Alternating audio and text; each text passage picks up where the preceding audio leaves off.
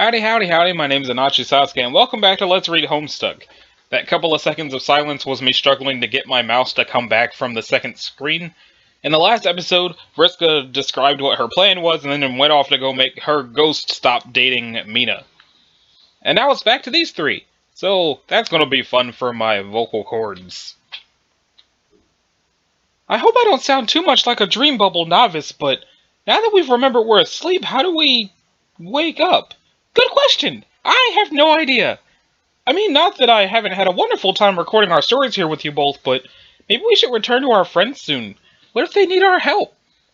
Obviously, I've enjoyed your company more than I can say, but you're right. You cannot stay here forever. Your friends will need you, so I will wake you up. Wait, you can do that?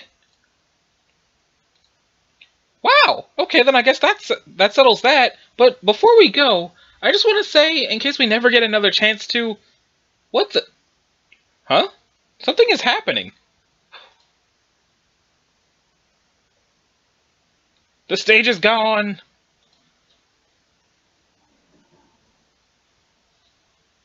Is somebody showing up?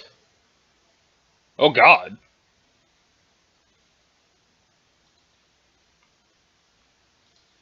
What the heck? Not the yellow brick road! Or I guess it's the yellow ribbon slide now.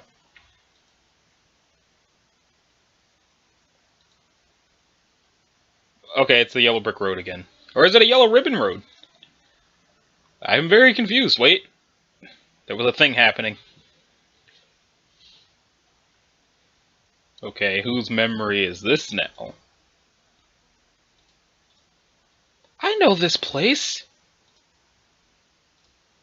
Where are we? It's Echidna's lair, or my memory of it at least. Or possibly someone else's. Oh. Jane?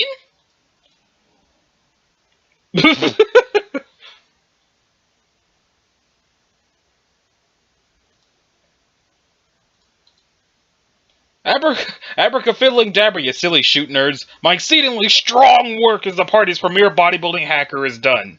Off I go. Jane, you're awake! Or you're awake! Roxy? You're alive! You're... How is it? Why is she correcting her actual speak? So are you! You were dead the last time I saw you, and also before I found you sleeping here, but now you're awake and also alive! Yeah, you were dead too, because But now you're... Oh god, Roxy, I'm so sorry! I wasn't thinking straight. Please forgive me. Oh, Jane, you don't gotta worry about whatever sad incident that frowns about. That's all water under a bridge from a reality I got no recollection of, and therefore don't matter at all. By which I mean, this reality here. So, okay, the reality is still kind of relevant because we're literally inside of it at the moment, but I'm new here. I came over to keep being Roxy since the old one died or whatever through hecka debacles. That is quite an explanation. Jeez, I missed you. Come here, you extravagant bitch. Haha. Wait, what? The hug pile doesn't stop from getting taller. Huh? The hug pile! There are more hugs, Rose. I can see the hugs. I don't understand the pile thing. Oh, you don't remember a funny quote from one of Dave's old comics? Ah, yes, vaguely. It's been a long journey, John. I believe one of the most valuable lessons that comes with growing up is gaining the wisdom that gently informs you when it's time to retire a meme. Heh. I guess I never earned that handy badge or whatever. I like this, though. Every time someone wakes up or pops up out of nowhere, it's fun times all over again. I feel like I should be playing reunion bingo. Who'll be next? My money is on the long-awaited and insanely poignant reunion between me and Casey the Salamander.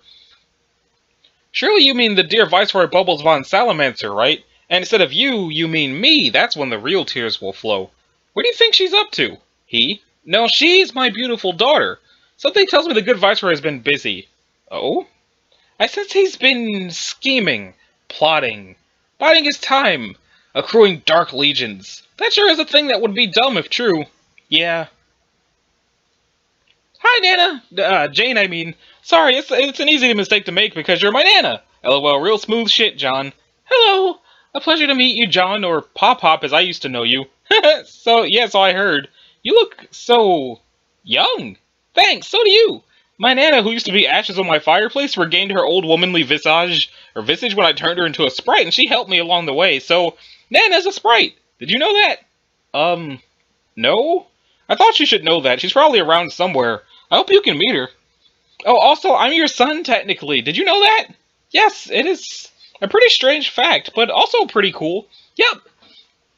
Oh, Jane, that's my daughter there. Say hi to her. Hi. Hi, John's hot mom. Ah, shit. Haha. Also, that's, another version of Rose who died, and then I buried, and a stupid cat unburied her for some reason and prototyped her, so say hello to my cool floaty double daughter. Hi, Roxy's hot double daughter. Smiley face. Rose Prime, I believe you may have just been owned. God damn Dave's contagious ass Freudian boners. Wow, I feel so out of the loop. Sorry if I still seem disoriented from my nap, I suppose it was? Or impromptu troll coma? Roxy, you have to clue me in on what happened here. Where are Dirk and Jake? And for that matter, John, where are your other friends? Oh, Jane, where is she? Is she still asleep? Hey, Janie, that is all, like, a lot of stuff to say, and everything going on here is fairly complicated and heavily peopled. Don't worry, I'll... Bumped into that. Okay. Don't worry, I'll ease you back into comprehending shit again. Well, okay, cliff notes are, Jake fucked off somewhere, and Dirk recently fucked off back here through a window, but he left again pretty quick. Dave went with Dirk at wherever they're fucking off to now. I think to get ready for some swords fighting. And yeah, Jade is still asleep, but a couple of trolls lugged her off somewhere safe for now. The rest of the junk I'm still sorting out myself, because like I said, I'm new to this exact plane of shenanigans. Yes, you mentioned that. I still don't know what you meant by... Wait, you and John came from another reality where everything went horribly, right? Mm-hmm. I just remembered. Really, it's been such a roller coaster ride from my memory since I fell asleep. Your and John's travels were a critical part of the illustrated story we reconstructed through our memories with Callie. What? You saw Callie in your dreams? I did. Oh man, how is she? I saw her in a dream a little while ago and we talked about lots of stuff. She looked like a troll then. Yes, her troll Sona. She had hers on when I saw her, and we had ours on too. Fuck! She seemed to be doing well. Nervous, of course, since she was hiding, but we passed the time with our stories. It was a lot of fun. I'm sorry, I'm so happy I got to meet her. I wonder if I'll ever get the chance again. Well, now that you mention it, it is one of my chief objectives to go looking for her ASAP. And not to be that rogue and brag all heavy, but I may be in better touch with my void powers now. So maybe I got a pretty good chance of tracking her down, cause I got something for her. You do? What? Just a little prezi, no big deal. I see. JK's crucial fucking bling, Janie. One priceless digit donut with more carrots than a rabbit too fat for a hole. This is magic too. Wow. So you mean a ring then? Yeah. Oh man, that's a great idea, Roxy. You should try to give it to her as soon as you can. Then maybe we can all meet her before we ramp up for this battle. Yeah. You think I can do it? Sure. I like your chances too. Same. Me too, Roxy! I also have some experience helping people along in the right direction when it comes to navigating the abyss. Maybe I can assist. Yeah, maybe. I'm pretty sure I have experience performing literally the exact same task in a slightly different context. So maybe I can double assist? See, Roxy, everyone thinks you should do it, because they all believe in you. That's right! Shucks, fuckers, y'all killing me here. Meow, I'm so happy! Freeglish, you silly bastard, what's up? Purr, purr, purr. All the humans been so close together and happy and friendly. Purr, purr. It's making me really excited and happy too, and making me feel like I want to be a part of everything. Purr, purr, and get close to a nearby person to be happy at them. Happy at them with my body. Purr, purr. Jaspers, what are you? I can't help it, Rose. I want to cuddle. I'm feeling so pleased and friendly. Jaspers, no, no, don't. Jaspers, no. Ah, jeez. Teresa's face.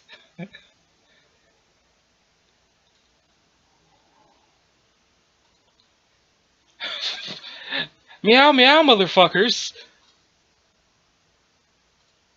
Why is everything always so wonderful? Meanwhile... Oh, it's them. And stairs. They don't look pleased about said stairs. Well, Welcome back, Jade. Red font.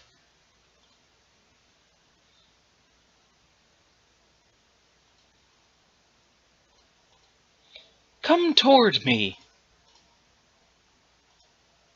Hi, it's good to see you again. You are kind to believe that.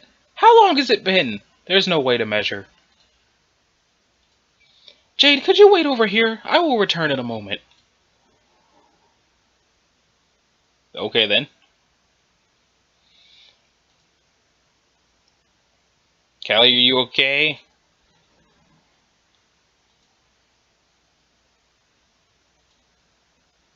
It's the wand! That looks surprisingly like not fake magic. Also, is she god tier?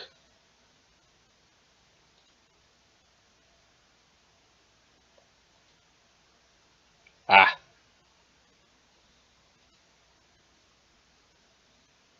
No more troll Sona. Also, I wonder why her eyes are black when she's dead. It's probably because she's a skull. But other than that... I've been searching for you. So you have. And I've been waiting. What will it be? Pardon? I don't...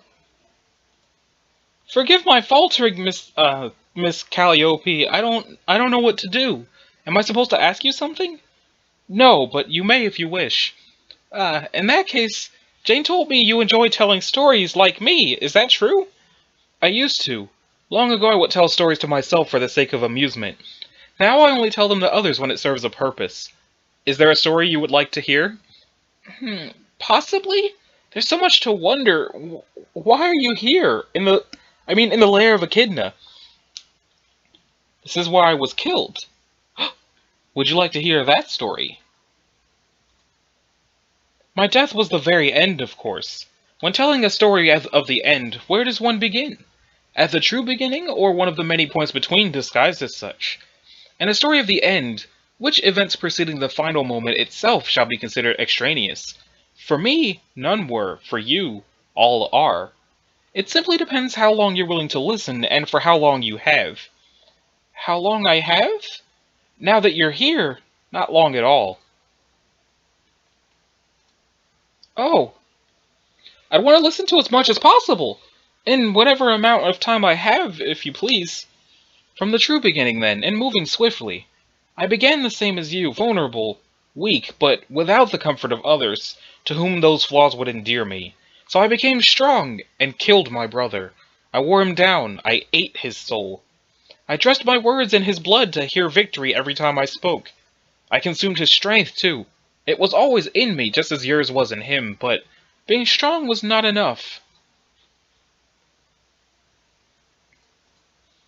A dead session is an impossible time challenge. The planets detonate sooner and sooner, one by one. It is a trial designed to be unwinnable. The Muse of Space could never solve it, but a Lord of Time could, with relentless perseverance. It could only be him. My brother? Yes. I was never meant to rise to the place he holds because the game was rigged, tilted in favor of his aspect. Having gained immortality, I could sit forever in a spent dead session, or I could seek counsel with the Mother of Monsters. And that is why you stand in my memory of her lair. Her choice was simple, and I accepted. She mercifully ended my life then and there. Less mercifully is what came in exchange. My soul would have to wait here, for what felt like a very, very long time. Wait for what? You. Echidna told me that your visit would be my signal, an indication that the furthest ring around me had uncoiled itself momentarily, enough to be navigable. It would mean that it was time for me to go and fulfill the rest of my promise to her. So that is what I will do.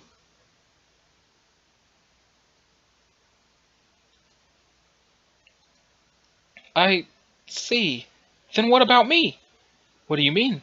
I was under the impression I needed to find you, and apparently that was true, so that you can leave, but I thought this encounter might hold some purpose for me. That you might let me know how I fit into everything, from this moment onward. Your only relevance here, and to the greater good, was to function as my signal. A simple notification as foretold by Echidna. Now that you are here, I can go. But then, what should I do? You don't need to do anything. Be who you've become and who I didn't. Consume the fruits of an existence I could never understand. Live.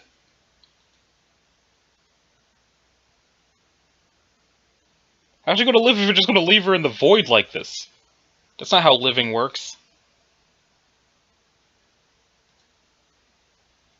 Roxy?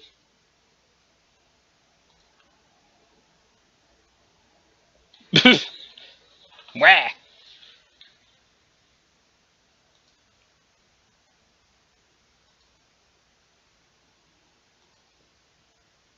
She's alive! She's alive!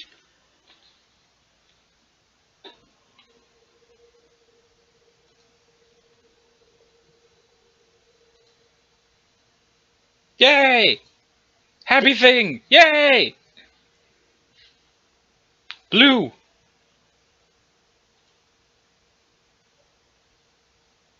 Is she actually gonna... Okay. Oh, it's a flash! Let's see what it is. Oh, wow.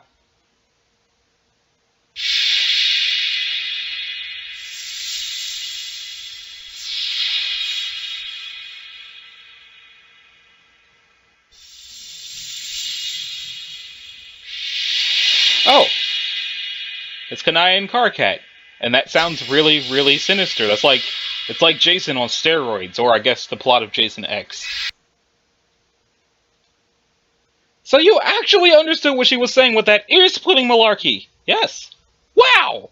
I guess we really did send the right person then. Plus, one useless tag-along, I guess, to bear witness or something? And probably record the legendary conversation like a scribe, with his bench warmer's pen into the hallowed scroll of the second banana. What? Except I didn't bring my pen, or scroll, and I'll speak monster screaming, so my transcript would read like, more shrill noises, like God playing the edge of a glass inside your thick pen. Barium contends to nod along. We talked about you. What? You did? What did she say? It was a short conversation. The entire exchange was quite brief and straightforward, actually. No, I kinda got that. Even though I don't have a keen ear for beast twaddle, I can still detect when the conversation doesn't last for much time. I mean, did she say what she wanted with me? Or what she wants me to do? You don't have to do anything, and she didn't want anything with you in particular. She just wanted you here. Okay, well, here I am, Queen Snake, satisfied. Yes, she is, apparently. Then what did you talk about when my name came up? Now's probably not the right time to get too deep into the subject, but it was nothing bad. To the contrary, really. Okay, then what about you? Why did she want to see you, Kanaya? Can you at least tell me something about this maddening exchange? The bottom line is the meeting has served its purpose and Echidna is satisfied. She will release the frog when the time comes. I think Vriska was basically right. She wanted to get a look at us, to assess our worthiness before she would agree to authorize the conception of another universe. It would seem that we measured up. Once her questions were answered... What questions? Those pertaining to how her universe will be treated once occupied, and whether we intended to take that responsibility seriously. By following through with the duties we have fundamentally tasked ourselves with by our natural inclinations. I mean us specifically, you and I. Duties? Natural inclinations? What the fuck is she talking about?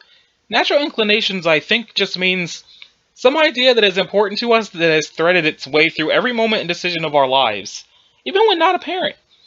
The refrain of our being, maybe you could call it. A thing that attracts and inspires us and simultaneously weighs on us so heavily we are never sure what to do.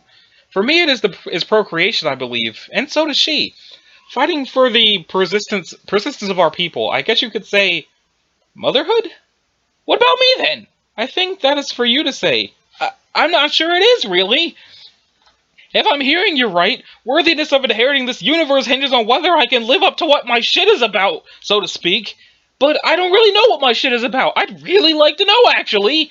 Considering it sounds like you touched on that subject with her, even if only briefly, then it sounds like a conversation I would have benefited from understanding. Really, if there was only one clangorous creature screed I'd have liked to have been able to parse over my lifetime, this was probably it.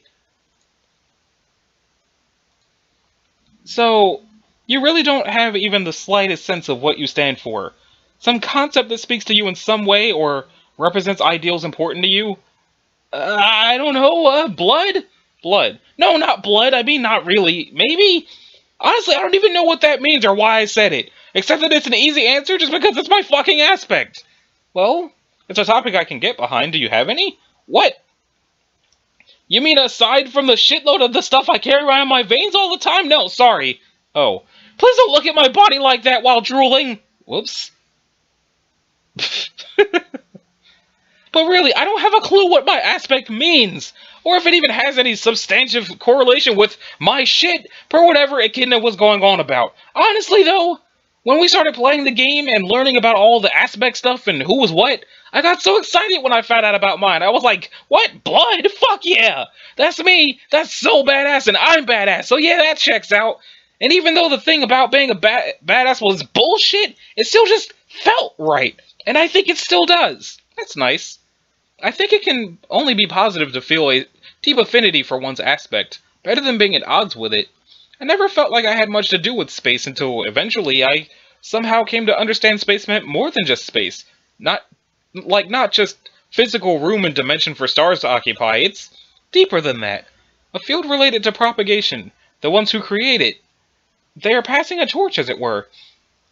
Yeah, at first, I thought blood just meant, like, something about being a warrior or being completely ruthless to anyone standing in the way of victory. But as more time passed, I realized there was probably a lot more to it. And I still don't understand. Maybe I never will. But, you know, even though I don't have those immature views on being a big shot anymore, I still want to fight. You do? Yeah! I mean, not any old time like some belligerent asshole, but when everything is on the line and it really matters, like now. So maybe I wasn't too far off on that part of my aspect. Maybe it does have something to do with, like, the warrior spirit. Shit, even if your body and skills can't quite back that up. Could be. It could also be there's more to being a warrior than engaging in physical combat. But seriously, I still do want to help make a difference in this battle somehow. I know you do. Look, I completely admit, I'm shit. I'm the shit they reserve for the smelliest toilet when it comes to fighting ability. All that smack talk between me and Vriska about my uselessness, that wasn't even some snappy little farce where we all ride Carcat's crotch bando for a lively chuckle. It was just some basic boilerplate interlocution that was exactly on the fucking level. I'm not a god tier, but you know what? Neither are you, and neither is Terezi. But you're both great and deadly as shit. It's no excuse. I've never been any good, and it took me a long time to come to terms with how deluded I was about that. The only reason we ended up winning our game was that everyone else was able to pick up the slack for me. Pretty much all I did was spend a few weeks shouting at everybody. I never told anyone this, but even when I beat my denizen, I'm pretty sure that's only because I got the one reserved for the weakest players, like, a special one. You know how there's that supposedly rare one that only really strong players get? It has some weird fucking name. I'm pretty sure mine was like that, but just the opposite. Really, I never said anything about this because it was so embarrassing, but when I got to him, he was weirdly small, like just really small, and he mumbles his choice shit, which of course I completely ignore, and he seems to know I will. I can hear it in his voice. He knows I won't care. He can sense my contempt. He can sense how small and pitiful I feel, and because he's like all knowing and shit, he's factored this in. On some level, I think he understood all this and it just made me furious. So I killed him. And it was too easy, even for me. It was easy. I remember thinking, what the fuck? After the final blow. So yeah, I'm pretty sure I got the training denizen ever since. It was just a matter of admitting it to myself. Actually, as dumb as it sounds, I think I'm still not comfortable with people knowing that fact. It still feels humiliating. Would you mind not telling anyone in Kanaya? I'll stay quiet. But, yeah, my utterly tragic lameness attribute notwithstanding, I'd still like to contribute. I know it won't count for much. I might even get in the way of somebody competent. But it matters to me to put everything on the line for all the right reasons this time. Not to prove I'm strong or awesome or anything. The opposite, really. To put myself out there knowing perfectly well I'm not. I feel like I have to earn the right to inherit this universe like everyone else, not just get dragged into it on the loose fabric of everyone's fucking pajamas. It also feels important to just, I don't know, stand there with my friends. They're risking their lives, and they may be more supernaturally resilient or whatever, but hey, I should be risking mine too, to at least show I'm there with them. And who knows, maybe a moment will present itself where I can do something important. Like, nudge someone out of the way of a random flaming fuckball just in time, or Some other small thing actually within my ability. Maybe I'll die in the process of saving someone more crucial to victory. If that's what it takes to be a part of this, so be it. I'm in. That's why you're our leader, Carcat. I'm not your fucking leader! Statements like that are also why you are our leader. No, I don't accept that. You have to. What? Why? No, I don't. Look, we just established this back on the pad. I'm not a leader anymore. End of story. That isn't what Echidna said. It was part of the deal. What? What deal? The choice she gave me. It was straightforward, like I said. Seeing us was mostly a formality. She was perfectly willing to release the frog, but there was one small thing I had to agree to first. What? To protect you. In addition to living up to the things I supposedly stand for as well, the resurrection of our people, but once I did that, she made it clear they need guidance. She didn't seem happy with the idea of her universe being stricken with another race of lost trolls. Maybe she feels you are the best chance we'd have at preventing that. Are you fucking joking? Not at the moment. These denizens are full of surprises, aren't they? Okay, cool. Whatever you say, Echidna. It's probably a load of shit, but a deal's a deal. At least protecting me should be a pretty easy promise to live up to, right? I'd hope so. Sure it is. When I head out to battle, all you have to do is stick near me and do your best to provide me cover. I think as long as you're giving me your best effort, you're technically keeping your end of the bargain. That would be one way of handling it. Great! It's settled then. Now let's get out of this stuffy cave and get psyched for battle. Man, this is going to be great. I can't wait to dust the old sickle off. Which one to use, though? Home smell you later? Probably lacking in combat stats, but it's hard to say no to a classic. This way, Kanaya. Don't worry, I'll meet you out there. Once it's all over. Huh? Ugh.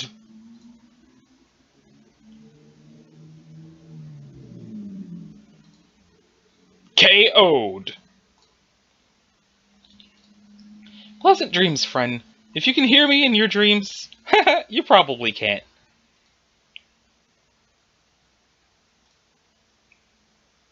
Meanwhile... They're back! At last an end to this dreadful lull in our recent social patterns. What lull? You've been talking non-stop since you were created. You see, Roxy? We all knew you would find her, especially me. Not to boast, but my faith in your ability to retrieve the cherub wasn't just some saccharine-friendly nonsense like it was for pretty much everyone else here. It was establishing what is now a highly focused understanding of my aspect as well as his radically magnified feline instincts. Yes, good point. It's true that feline instincts are in no empirical way contribute to a one's prognosticative acuity, but fair enough. But really, they really make it feel like my intuition has more credibility than it really deserves. And to the cat portion of my being, that is a good enough. Holy shit, am I legitimately pleased with myself right now? Trills. Is this her, Roxy? Of course it's her. Hello, you beautiful creature. Huh. Gasp! Roxy, she's a treasure! This skull, absolutely exquisite, so smooth to the touch and full of luster, so macabre, so sublimely exsanguinous. Quite the fetching artifact to keep propped on such a smartly dressed pair of shoulders. Could you maybe stop pawing at her? It's creepy. The suit! Spectacular! Tailored yourself like Heather? You have no idea what a burning desire I have to get a hair on it, but don't worry, I won't! Oh my god, her eyes perfect glass like a priceless doll's. There's a special friend you pulled from the dead, Roxy. Thank you for sharing this gift with us. Oh.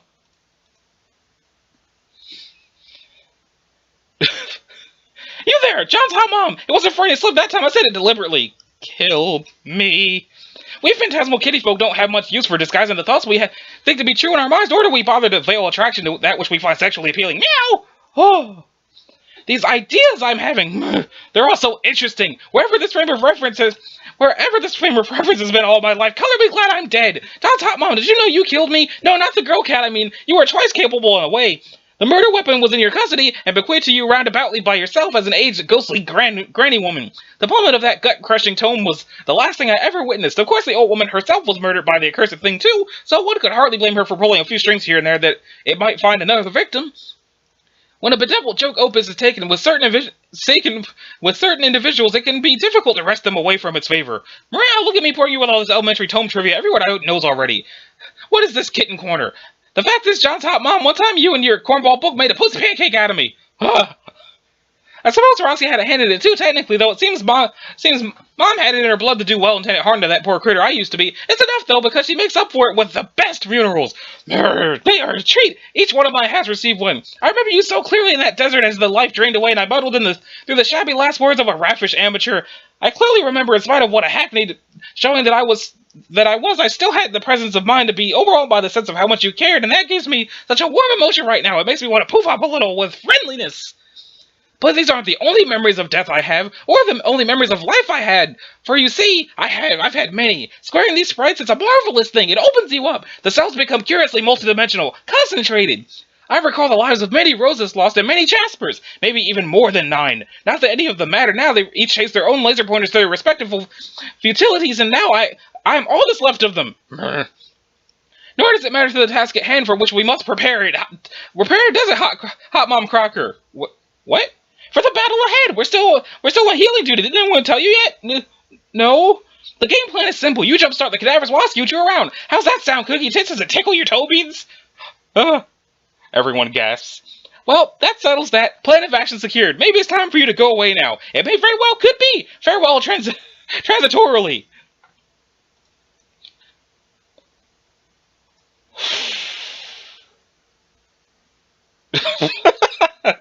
Shout pole. Okay then. Hello, Kanaya. Funny meeting you down here in this cave. That is to say, the place I knew you went to, and I was here to visit in order to find you. Rose?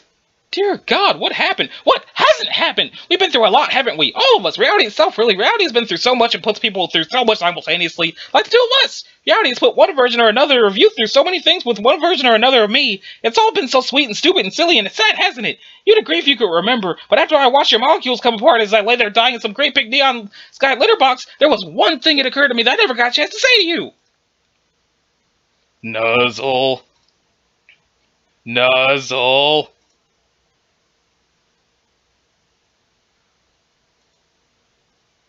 She didn't actually say anything. David Dirk! Surely this is where the party's at. Couple of cool cubers like you. See, Dirk knows what's up with the party pants. I call them cat's pajamas if the phrase didn't literally describe my ensemble.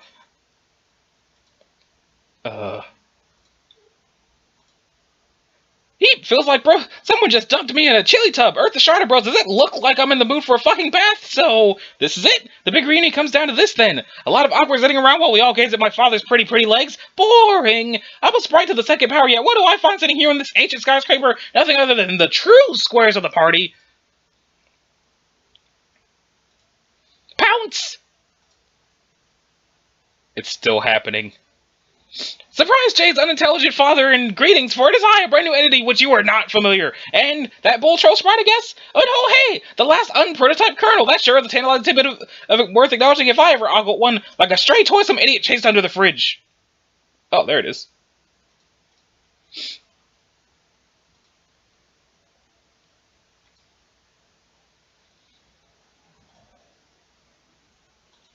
Is there just going to be a back and forth? Okay, looks like you're both really boring too. Sorry to barge in on your weak time. Sniff you later.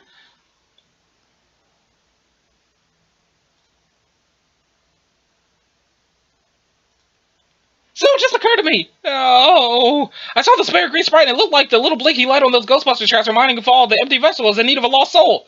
What? Wait, no, time out. Ridiculous Cat Rose, I have stood by silently agog at your shenanigans, but I can't let that flagrant piece of misinformation go by unchallenged. That's not how the ghost traps work. The light blinks after they catch a ghost. Oh, really? Yes, I just wanted to clear that up before you carry on with more of your silly nonsense. Anyway, please continue. Thanks, Professor Nerd. I'm feeling a lot more knowledgeable about a fake thing now. Now, about that sprite. Which one of you here was concerned with the resurrection of fallen friends? Was it you? It was you, wasn't it? Regardless, you're the only one left on this lily pad with any vested interest in whatever deceased member of that particular Lagoon exhibit gets to rejoin us, and if my tally is correct, that's 4 turtles, but only 1 kernel. Friska said that kernel was supposed to be for our potential resurrection purposes, and so was yours. Friska, who's this now? No, can't say the name Cleats of Water Bowl. In fact, it sounds very suspiciously like the name of someone who probably scampered off, leaving exactly this kind of moral dilemma to those of us who stayed put. So, who's it going to be? A princely young wizard who wrought science with a wand, or a fishy young princess who never spoke once to Lalande? What about other guy, the one that The one thought half dead only, or the girl who likes ships because they made her less lonely? Meowsers, what a mystery! Nah. But seriously, that's all from me tonight, folks. I've sincerely adored hogging all your attention. You've been wonderful. Trills into the night. I can't trill, otherwise I would totally have done it. Yeah, she's just gonna bring the peta back, isn't she? Holy crap, what the heck? Choose your characters. Wow, 10 path options! Wait a minute, you click, but nothing happens. This path selection screen seems to be broken. Looks like free will got greedy and overloaded the thing with choice, rendering the graphic up there completely useless, except you guess is a cool rollover thingy for the first time ever, and the over 9,000 page history of this website. You begin to feel slightly deceived. Oh, how would you have loved to taste the fruit of free will one last time before this wild ride jerks our bodies to a deadly stop? Alas, it is not to be. You must proceed through all of these options linearly, one by one. You click the link below as usual. Well, we'll certainly click that link below as usual on the next episode. So, this has been episode 140 of Let's Read Homestuck. If you liked it, a like and a subscribe will be groovy. If you didn't, you don't need to do either one of those things. I'm going to go drink a gallon of water to recover from reading Jasper Rose Sprite Squared thing. Later.